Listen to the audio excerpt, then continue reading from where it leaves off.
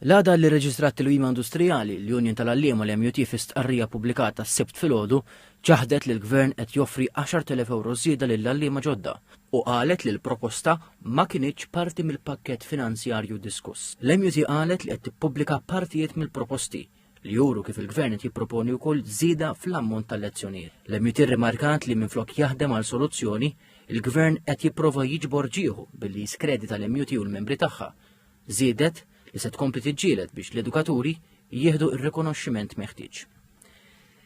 F'kitba fuq il-paġna tiegħu ta' Facebook, il-Ministru l-Edukazzjoni Clifton Grima qal li tkellem b'mod ċar dwar dak li hemm fuq il-mejda tan-negozjati biex l-edukaturi jingħataw l-aqwa ftehim.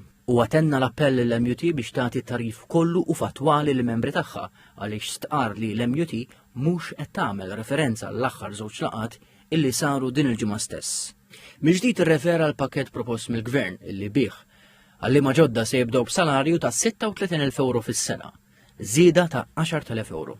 Żied jgħid li din hija biss żieda waħda lil kategorija waħda tal-liema u rrimarka li hemm aktar żiediet li minnhom se jibbenefika kull edukatur mingħajr il-ħtieġa ta' sigħat ta' xogħol jew kwalifiċi addizzjonali.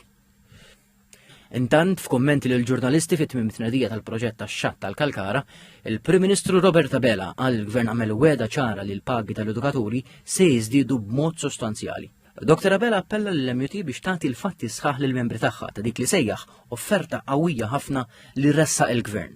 Il-Prim Ministru qal li fil-mument li jiġi ffirmat il-ftehim l-Alliema se jieħdu blura l-arretrati sħaħ dovuti lilhom minn dakinhar tal-eluq tal-ftehim kollettiv. F'dan l-isfond, Dr. Abela wera fiduċja li ż-żewġ naħat jaslu għal ftehim.